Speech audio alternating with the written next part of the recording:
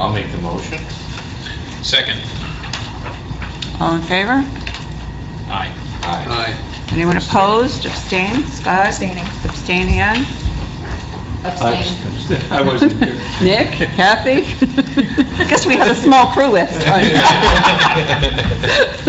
Didn't realize it was so small. That was the longitudinal issue. Scott, you Okay. abstained too, right? Yes, I did. Scott, Ann, Nick, and Kathy. Got them all?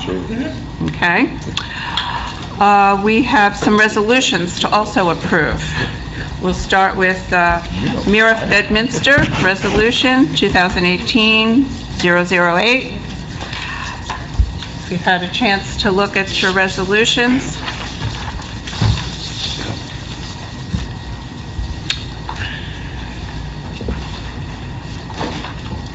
Do I hear a motion for our resolution? So moved. I'll second. Mayor Parker? Aye. Mr. Jacobs? Aye. Mr. Rodelius? Aye. Mr. Leonard? Aye. Mr. D? Aye. And Ms. Gutschall? Aye. Motion approved. Okay, we have another resolution, Route 202 and 206 LLC, 2018-009. Can we go back to that last resolution? Hey, Tom? Yeah. Nick made he accepted the motion, but Nick wasn't here last meeting. Okay, so Does that matter? we need someone else to substitute in. sorry. I'll make the motion. And that can just be in the record. That's fine, thank you. Okay, we're all right? Thank you. Okay. This Route 202-206 resolution, we need a motion?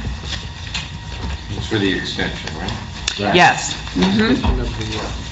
Yeah, for the application for Lamington Road in 206. Motion. Second. Mayor Parker? Aye. Mr. Jacobs? Aye. Mr. Rodelius? Aye.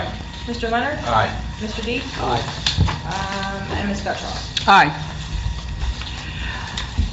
Okay, we have the master plan reevaluation, re-examination, 2018-010. We need a motion. I'll make the motion. Second, someplace, second. Second. Lou seconded. Okay, Mayor Parker? Aye. Mr. Jacobs? Aye. Mr. Trackoff? Aye. Ms. Christie? Aye.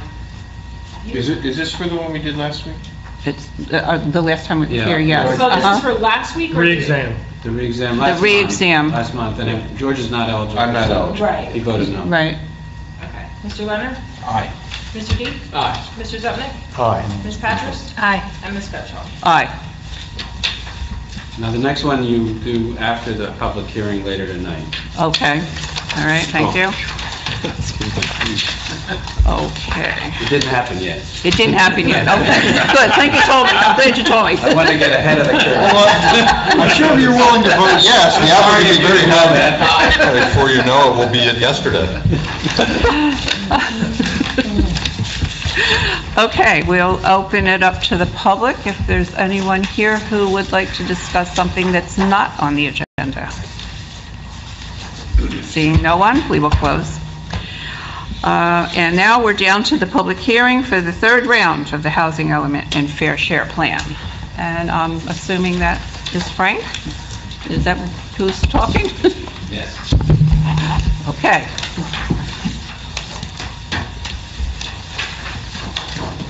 I didn't realize we were doing it in that order. I thought we were doing the application first. I'm sorry. I wasn't queued up. I had the wrong folder open.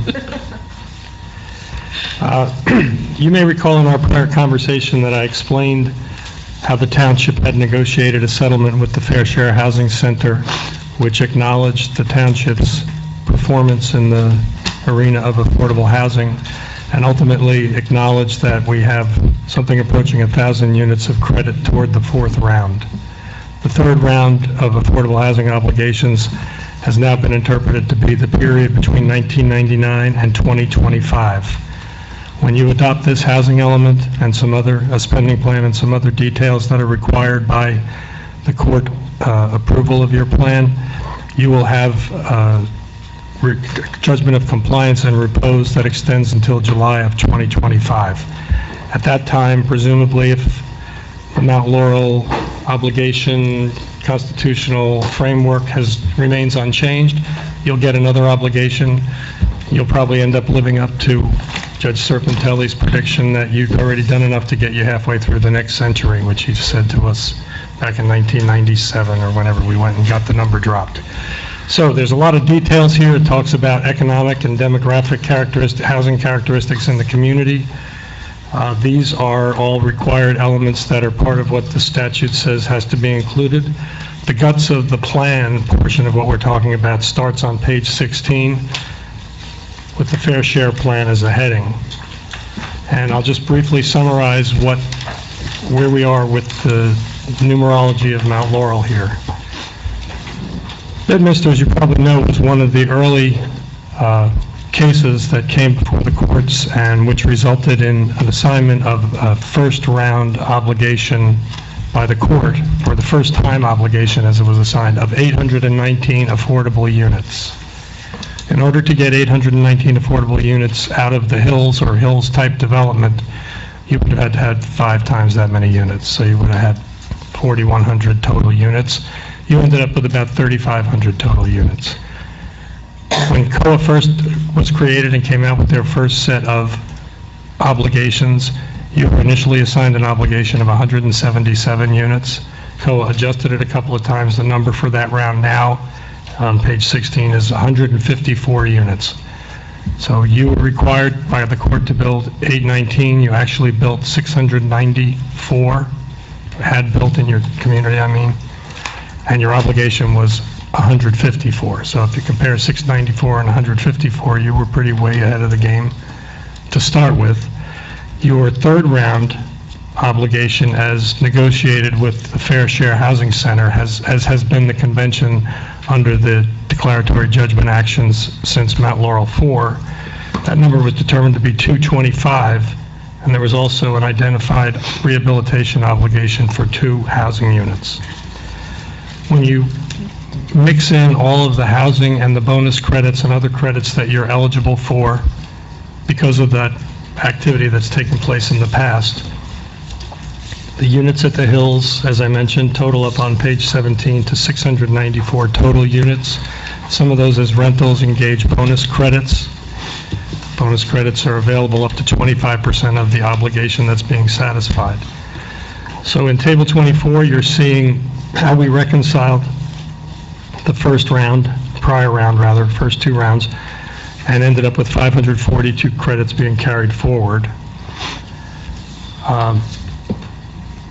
The present need will call for some type of rehabilitation program if you're not in the situation of having excess credits. In this instance, Fair Share Housing Center suggested that we apply 2 of our extra credits so that we don't have a rehabilitation program that we need to create, as we did once before for 4 units. So when we look at the third round, table 25 identifies excess credits from the prior round,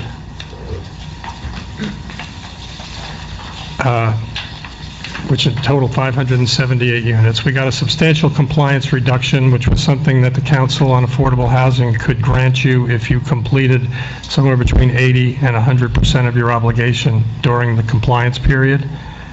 And we were high on that list, so we got 46 units of credits just for that.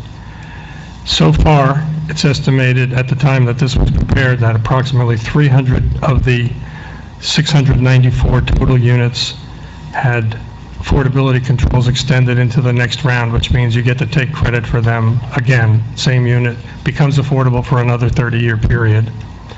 And then there were rental bonuses where you were entitled to 76 of those, or 57 of those rather. So when you add all that up, you have 981 credits or units and credits that have been applied against the 225 unit third round obligation, meaning that there are 756 that remain available to the third round. I overestimated before when I said 1,000. You get up this high, when you have extra, I mean, towns all over New Jersey, if you could swap these, they'd be very valuable to you, let me put it that way. There are also a series of requirements that are applied in the third round that relate to whether units are family units, the distribution between low and moderate income, a requirement for very low income households, 13% of the units to be very low income. Most of those are prospectively applied to an obligation you don't have. So other than meeting the very low income family unit requirement, you have fully satisfied any other affordable housing constitutional obligation that you have now or through 2025. It does, however, leave us in a situation where we will need 28 affordable family rental units. I'm sorry, I said very low income. It's affordable family rental units, low and moderate income. And those are not part of our inventory now, and so we actually, with 750 extra units, we still have to build, or have built, 28 units to meet this obligation. And this plan acknowledges that, and the settlement with Fair Share Housing Center sets a timeline for how that can be done during this compliance period, and there will be a look back down the road a couple of years to see if that is actually happening, or if maybe we need a different strategy to make that happen. But in any event, the good news is you've got more credits than anybody I know toward the future. The not so good news is there's still something left we have to do because of the way these specific requirements for what types of housing you have made available in the third round have implicated those 28 units. This has been reviewed by the Fair Share Housing Center attorney who drew up the settlement agreement with your township attorney, and in his review, he corrected my math and gave us credit for one extra unit that I hadn't credited us for. So his suggested changes have been incorporated in the revised document that you have, and this is the document that we have posted for public hearing tonight. So it would now be time for any of the board members to ask questions and ultimately open it up to the public. I have a question. Those family units, are those designated as 3-bedroom homes or 2-bedroom homes? What constitutes a family unit? The family units are non-age restricted units that are not group homes or other types of, so they're basically a household that doesn't have any age restriction. They're stratified where COA rules require that you have to have at least 20% of those as 3 bedrooms. You can't have more than 20% of those as 1 bedrooms. And as long as you follow those 2 rules, you can do whatever you want with the rest. So that will be applied at the time that those are developed, presumably in some inclusionary format, but we don't know that yet.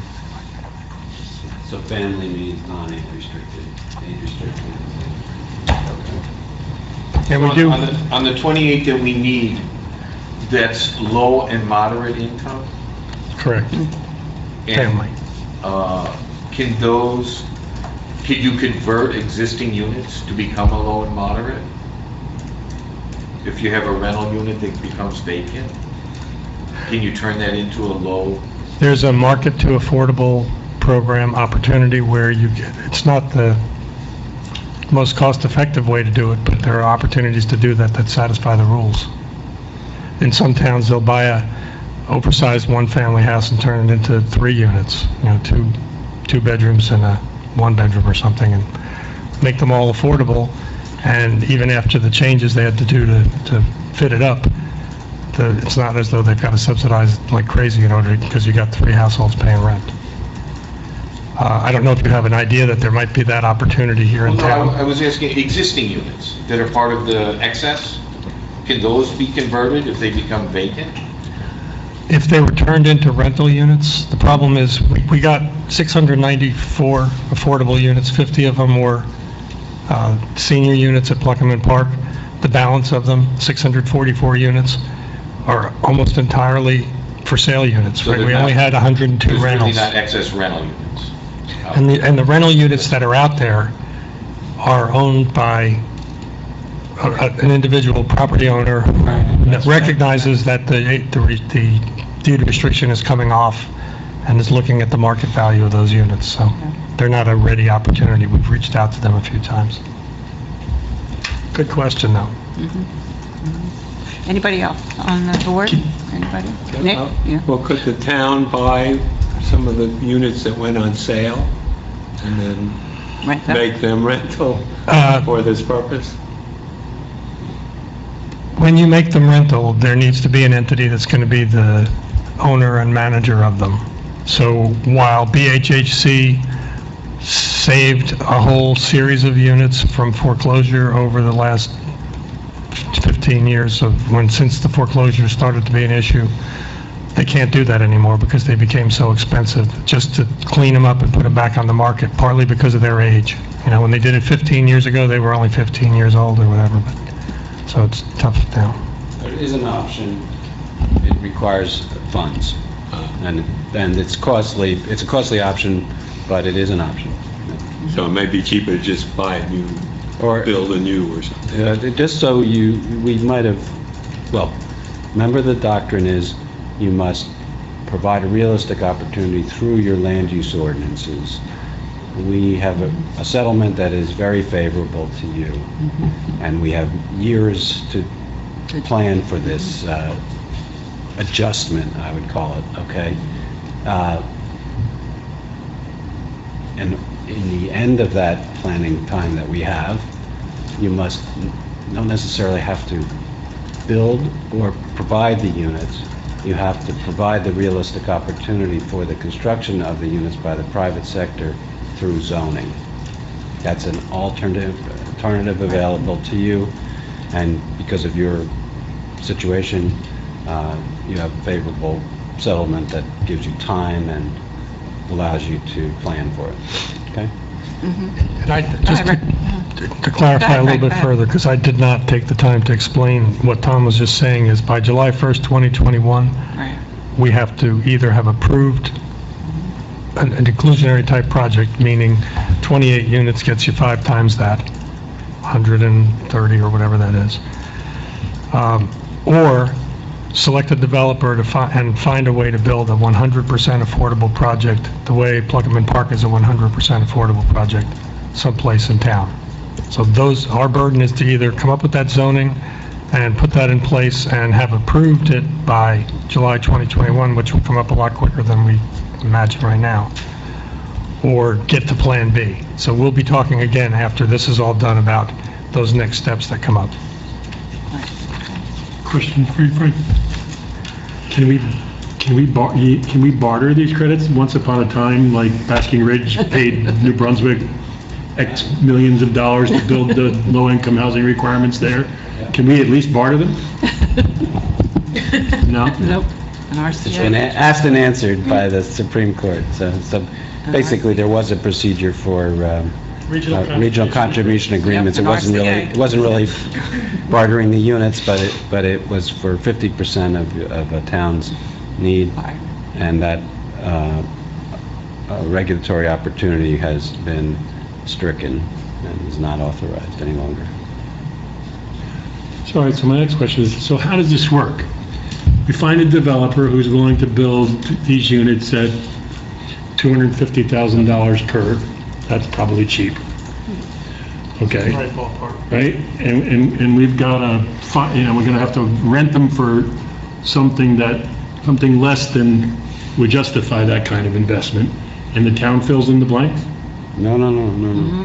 All you have to do to carry out the zoning alternative is to zone a site or sites for an inclusionary development, which includes market housing, like the Hills or Timberbrook.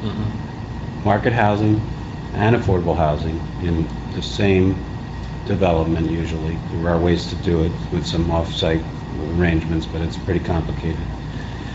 And put it in the master plan and into the land use, into the zoning ordinance, and let the market bear.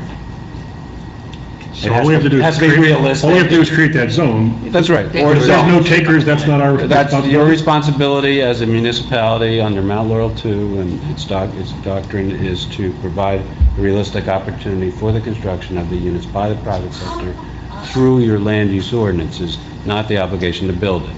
Now, you can decide as a municipality, not so much the planning board, to undertake 100% inclusionary development, try to do creative things that involve tax credits and a variety of things that too much detail to go into now. But basically, if you did do that, if you did decide to actually, or the township decided to actually build them and not require or allow market housing as part of it, then you have to actually fund it and provide guarantees through bonded indebtedness to fund it. And it's not necessary or even that advisable because there's no technical duty to do that. Some towns prefer it because then there's no other market units. I would say only do that if it makes sense to the municipality and after carefully analyzing it. But the cost is so high that it's not a necessary cost usually. So, but there are many different tools. We'll go over those as we try to anticipate the deadline or whatever. But there are many different tools to tinker with the techniques to accomplish the zoning or production results. Either way, we have options to meet Yeah. our obligations We have over the great next 5 options, years. and you have a better settlement than any other town I can think of. So leave it at that, and then just try to anticipate what you do. So, work with Anybody else? Larry and Anybody else? Steve. Anybody else on the board? I'll open up to the public. Any questions? Seeing none, we'll close that. Questions or comments, anyone? No. So, if the board is ready, there was a draft resolution. I did make one typo, I think. I called it an addendum, and Frank didn't call it before an addendum. So, I'm going to title, anywhere I use the word addendum, we're taking out addendum from the resolution. Otherwise, if you would entertain, it'd be a motion to approve resolution B up at the top without the word addendum in it. Maybe Nick found some others. I defer to Nick. But I admit the addendum problem. All right, so I guess we need There's a motion and a a second. motion to approve the Helling. Seconded. Roll call on. Aye? Mr. Jacobs? Aye. Mr. Strackoff? Aye. Ms. Christie? Aye. Mr. Abelius? Aye. Mr. Leonard? Aye. Mr. D? Aye. Mr. Zupman? Aye. Mr. Trabzini? Aye. Ms. Hatchers? Aye. And Ms. Betchel? Aye. Motion approved. Okay, I think we're ready for our applicant. Millenkrant Enterprises?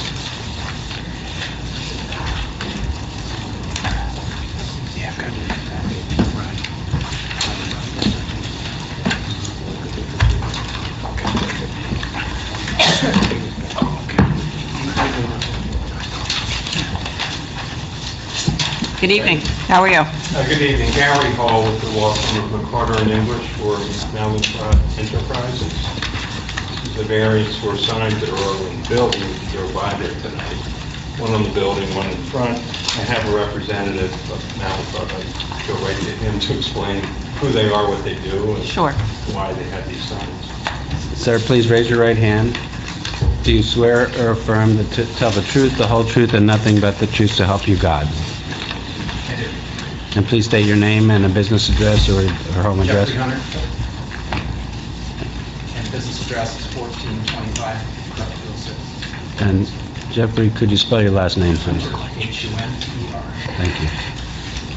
Mr. Hunter, why don't you tell the board... Is that microphone on? I'm not sure. It is. Is it It is? on? Can you hear me now? Hear me, I'll speak up. You can just break the motion. Yeah. Great. Yeah. Why don't you tell the board what you do with Mallinckrodt, who they are, etc. So, once again, my name is Jeffrey Hunter. I'm the Senior Director of Real Estate and Facilities for Mallinckrodt. I manage the real estate and facilities portfolio globally for Mallinckrodt. I was in charge of the retrofit of that facility, along with the landlord, and doing the retrofit and bringing about 500 jobs. So Mallinckrodt Pharmaceuticals has many different entities within it. We have everything, skin grafts to pain relief to disease, some cancer drug, different things that we do. We brought basically our sales operations here, and including our president now has moved here and is housed here. So this is our commercial headquarters for mostly our hospital product.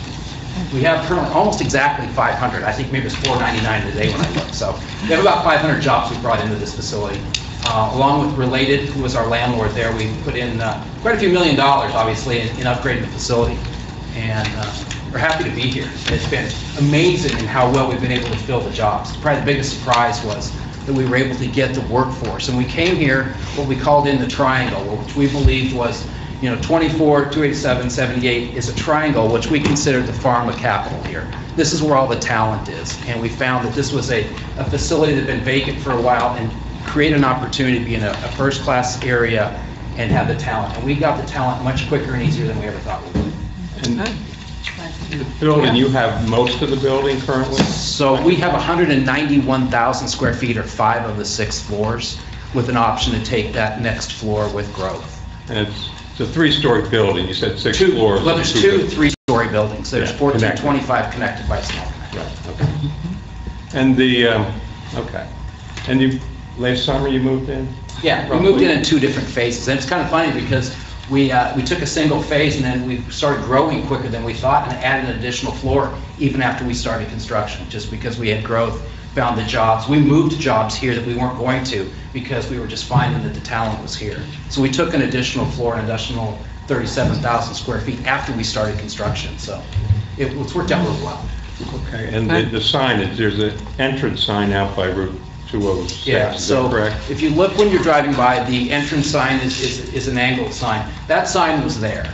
It was in great shape, and so we just actually re-logoed it and left it as is, have not changed it, done anything to it. It's in great shape. It fit the motif. It looked like it was right for the city. We took down some overgrown trees there and dressed it up with some new trees, and but it just basically cleaned that up. Have done nothing to that sign at all.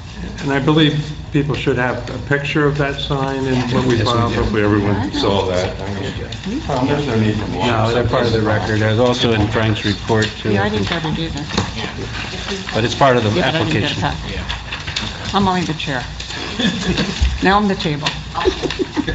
It's a monument sign out by the road. Now, there's Yeah, also I know a what it is. sign on the building, Yeah. correct, that you added? Why don't you explain Yes, that? we added a small LED sign that is not lit now, obviously, on the outside of the building for name recognition. Granted, it's quite a ways off the road. It's not very large. It's like a 60 watt, believe it or not. It doesn't take much for a sign like that. And that's what we're asking for this evening.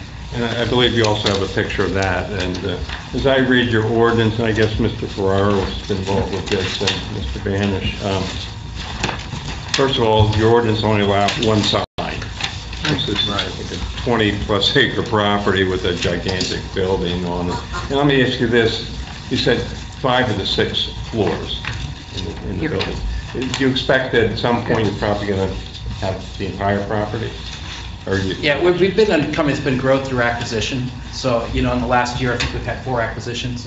So our game plan was through this project that I've been working on is when we acquire a company, we consolidate them and integrate them in. And our plan is to build out this facility here. You don't want multiple finance departments. You don't need multiple legal departments. We're consolidating all that here in Bedminster. And you said the building was vacant when you moved in? Yeah, my understanding had been vacant for 2 to 3 years, I believe. You know, what was there before? Was it a multi-use, do you know, or you don't know? A lot of different companies have been through that I know of, but I don't know who even the last one was. But the sign on the building, there's a picture, you said name recognition. There's a photo, it sits quite a ways back from the road. But you're fundamentally single occupant of that property. Yeah.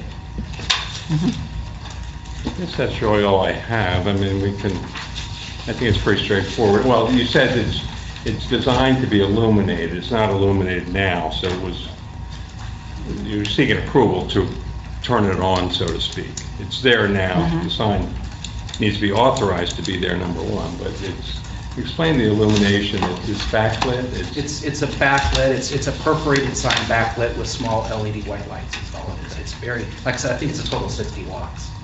That's all it is, which is amazing what they do now with those. Now, the intensity, can that be adjusted? I don't know that. Okay, all right. Do you have the distance off the road it actually is? And do you have the height it is at the top of the building? Do you have those dimensions? It's on the top of the 3rd floor, so I'd have to look at the drawing there to be exact on that. I think they're the site plan, We did I submit. think the site plan, because that was a big piece of it, how far it is physically off the road. We did have I think it was. It's there, it's not readable. We had a copy of a prior plan that I think we did. It's about 320 feet. Okay. I see, I apologize, though. I didn't see it before. It's beneath the third floor roof, so whatever the building height is. It doesn't stick up above the You can read it facade.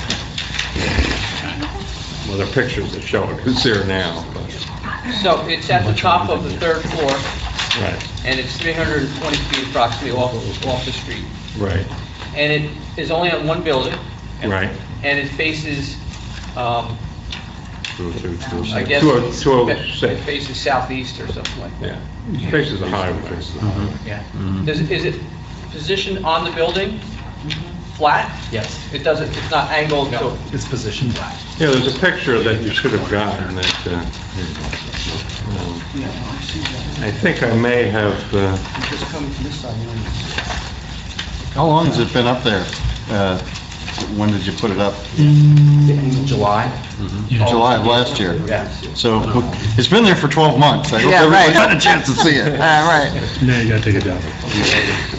you didn't know you needed approval to do that. I just, Well, we did a permit for it, and working with Mr. Price, we put it up at risk based on your approval, and that was all done at risk on our part, because when you're there with the contractor and have everything there, and you're gonna have the ceiling out and everything, it was the time to do it. It was mine to do it at risk, and I worked actually, Mr. Price was wonderful to work with. Paul, do you have anything more to say on this? As far as the, No, not really. The only comment that I have is that obviously they need the variances for the two signs. They need the variance for the internal illumination of the building mounted sign. The freestanding sign currently has ground mount lighting. That doesn't meet the current standard. It's been that way for 20-plus years. I don't know if the board wants to deal with that or not, but that's what's there. The current ordinance would require downlighting. down instead of, Is the lighting at issue at that particular sign? I mean, I can't even recall seeing it at night. Is the lighting an issue on the highway there, Paul? No, it's not an issue other than the fact that It doesn't meet the ordinance. Okay. anyone And we else? left the sign, I'm sorry, we left the sign there as it was because I found it tasteful. You know, why mess with something? Why tear something out for a bunch of money or something? If you have something there that's quality and it's tasteful, and it just looked like it fit, which is what I, Here's a question for Paul. Paul, do they need a variance to do the two faces here once upon No, a time? that's considered a single sign because it faces in two directions. It was, the original site plan approved that as a single sign with the two faces angled to the road. Okay. Yeah, it's still two sign faces, even though they're not flat. It would be one sign if they were back to back. You know, Paul, your comment about the upward lighting, you know, as I drive around, I see a lot of that. Right, that's all from the old standard. The old- It's all over the place. And the reason why, one of the reasons why it was changed, because particularly in the village areas, we would get the ground-mounted lights, and the sign would be up in the air, it would not be a monument sign, and the glare of the light would go underneath and impact the drivers. That's obviously not the case here. Those lights are pointed away from the road, and it's a monument sign, so all the light hits the sign. That's one of the reasons why the ordinance was changed, to require the downlighting. It does, and it's doing that a lot, like the clock. Yes. I think there's a lot of that where it is shining in your face. Yes, yes, and that's the reason why the ordinance was changed. That's not a situation that occurs on this site. But it's something that the zoning officer might want to look at. Well, he can't require anybody to change it, because it's an existing, If a they come pre-existing in, non-conforming It's condition. grandfathered in. Yeah. If they want to make a change, they'll have to change it. Right. And he should look at the grass too, and I'm sorry to change the subject, but the grass is getting long again. At the listing there that's for sale, that has the approvals for the office building. Okay. I'll talk to him. Okay, let's Not this not go site. off the, yeah. I'm proud of our landscape. Okay. Beautiful. Does anyone else on the board have any questions? Frank, you have, yes? Just curious, you said 191,000 square feet are occupied now. How many square feet is the entire complex? 233. And do you anticipate ultimately taking the rest of it? We currently are holding an option for the rest of it as we stand now. We would really encourage that. I don't want anybody else in. That's my job to say that. Yeah, you don't want to share. Mr. Parker, we don't want anybody else in there. That's my job. Organic growth in Bedford.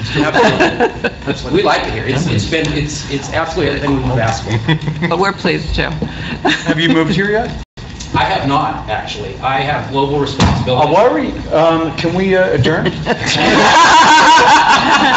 We know a good realtor. Can we go back to the affordable housing? But you have plans. Well, I'm actually working on a reload, yeah. Okay, good. Good to I'm glad you're good. That's not a bad But not here. We may not want to make that a condition of the variance. Make it a condition, yeah. Global's pretty big. Global, Yeah, I have responsibility for 33 sites around the world. that's a nice job. All right, let's open it up to the public, if there's any questions.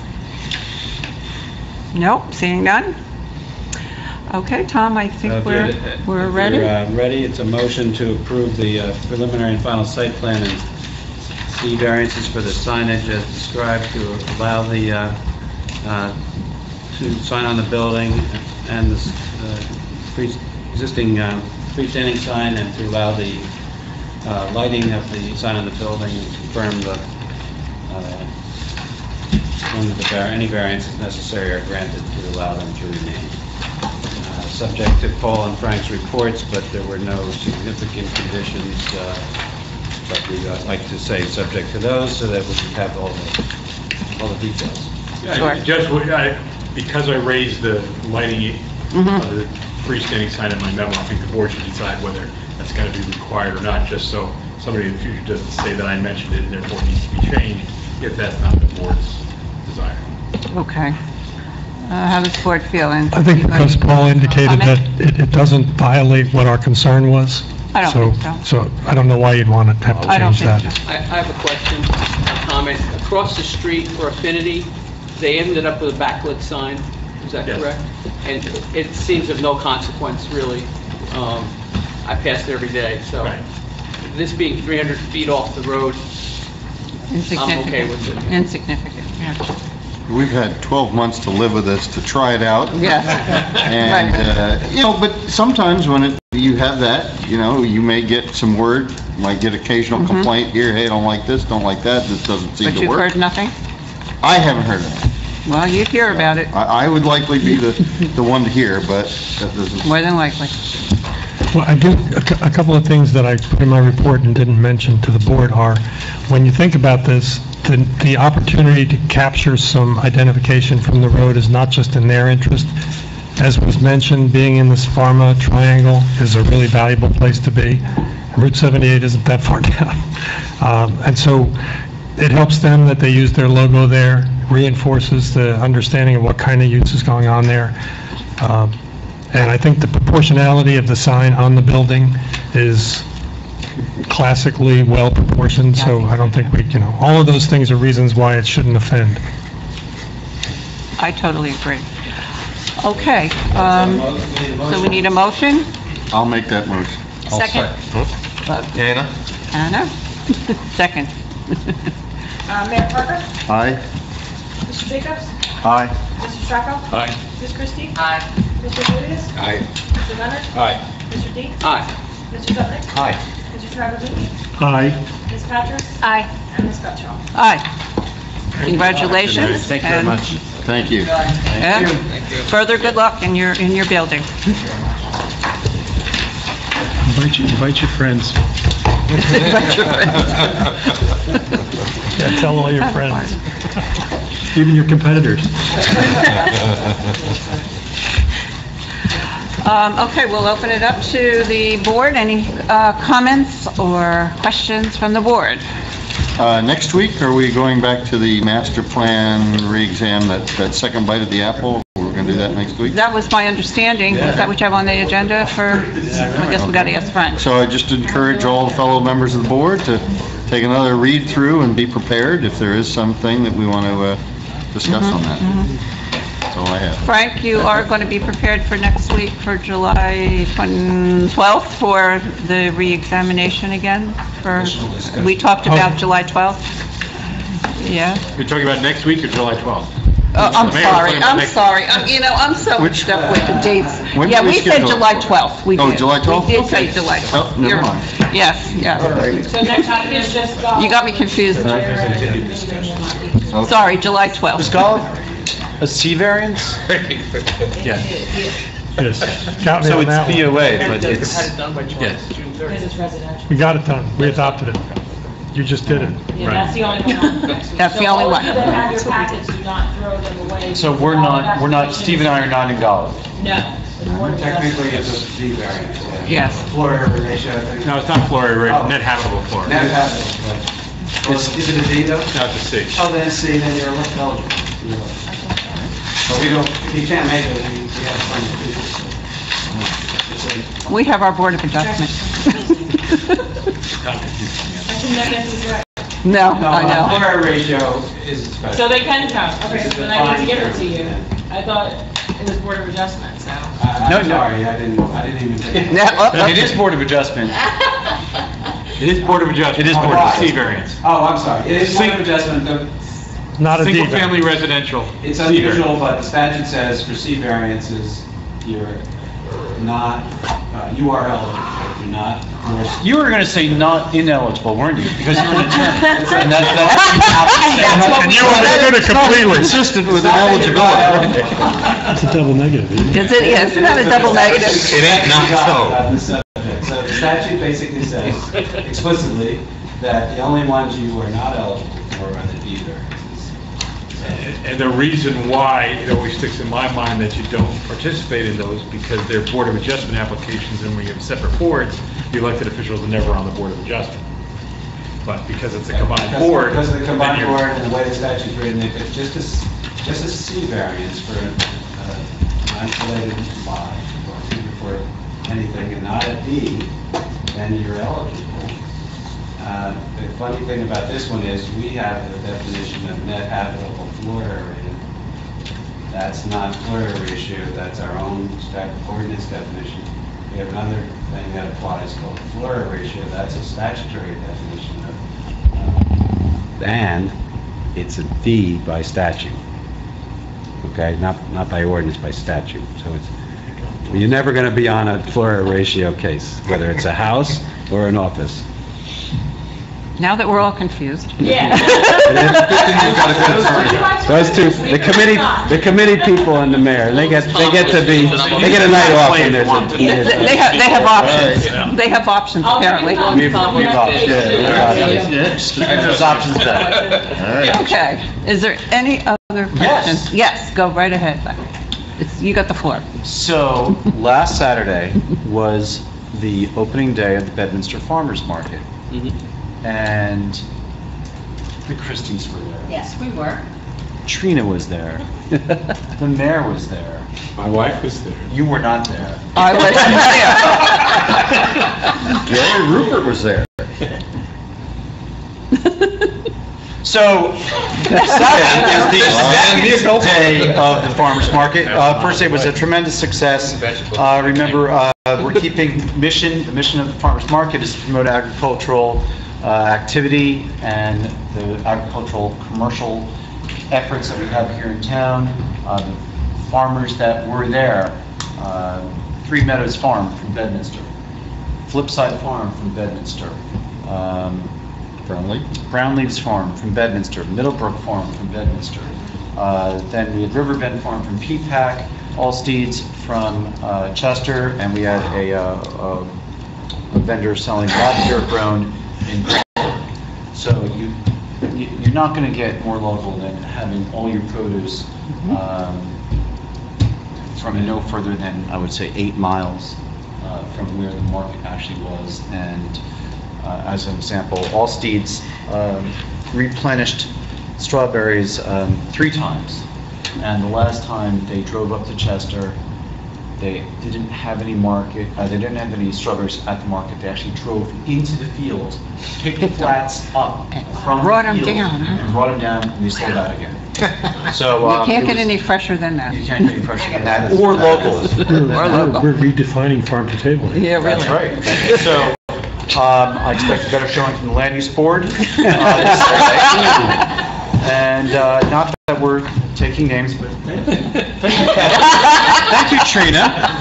And it's not that far for you either, is it? I know, but it was so successful, I don't want to screw it up. So, Besides, he's right in Like being Chester. He doesn't have to drive down, he's in Chester. that's all. Good, we're Our very happy. association's did a lot of advertising for it too, and will continue to do so. And I think that- Absolutely, You know, yeah. we got a lot of hits in Hills Village Oh. North about interest. Yeah, And, we want to see, make sure that those, that it's not a one-time event, that this is going to be. a Well, Absolutely. that's, yeah, we'll keep mentioning, and we have signs up all over our neighborhood too, so Yeah. that's great. And, just to, we just talked about promoting the agricultural industry, so Flipside Farm, which does CSAs, and Apatros,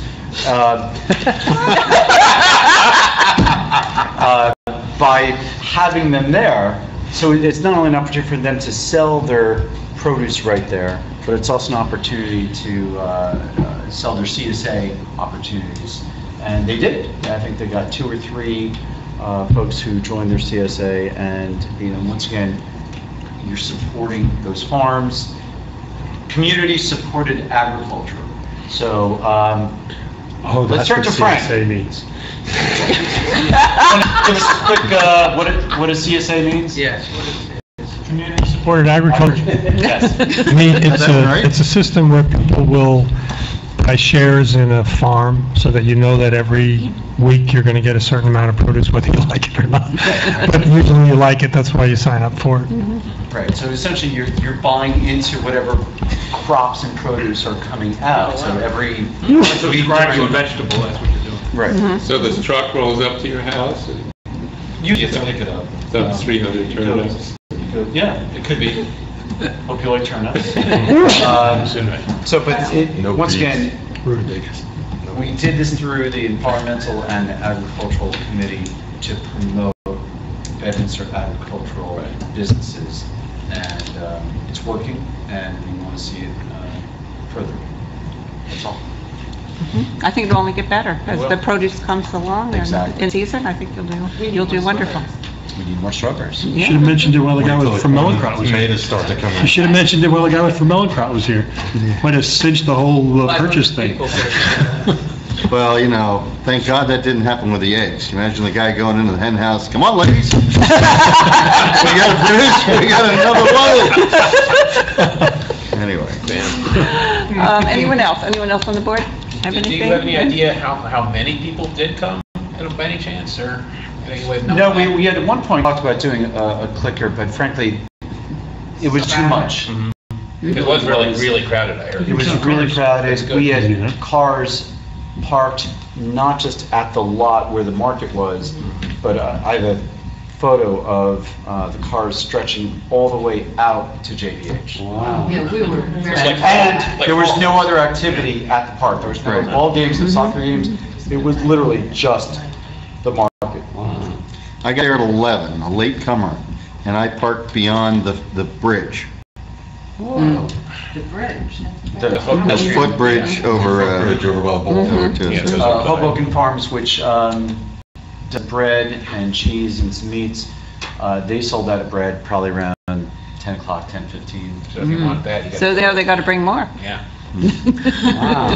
Well, That's by great. 9:30. And it was a there crappy was day. At least, Yeah, there it was was over 200 people there by 9:30. That's right. Saturday was Saturday. Right. The first hour. We had farmer market bags that that Judy had ordered through one of their brands, and we were out of those bags by 9:30, Yeah, in the 9:35. first hour they were gone, and there was Wow. 200 of those, so you had over a couple hundred people in the first hour. Wow. Good, Great. good, you go. very good. That's a good. I guess I gotta show up,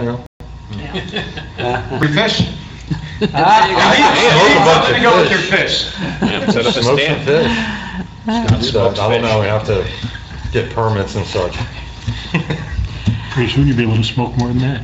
Oh, well, now you're talking about agriculture of another nature. This agriculture of another. High value agriculture. Oh, my God. Wasn't going there. I went there anyway. Okay, so next week we have Dollar Bond, and so I'll see you all next week. And do I hear a motion to close? Motion to adjourn. Adjourn. Okay. Wait, one second. Oh, no. First, can object to motion to adjourn, go I ahead. just want to leave you with one passing thought. We've had brief conversations in the past about luxury apartments and the role they might play in attracting and retaining the kind of workers that want to work in the building that we just talked about tonight. That's all. I'm not advocating for anything, I'm saying. Oh, you're not advocating for it. Putting It's hard to distinguish that you weren't. Whatever happened with the long-stay hotels? Yeah, it'd be nice to see them have an extended stay. What's a rental unit, Mr. Toon? Can it be a short-term rental Alfieri unit? owns the if property, extended stay Alfieri hotel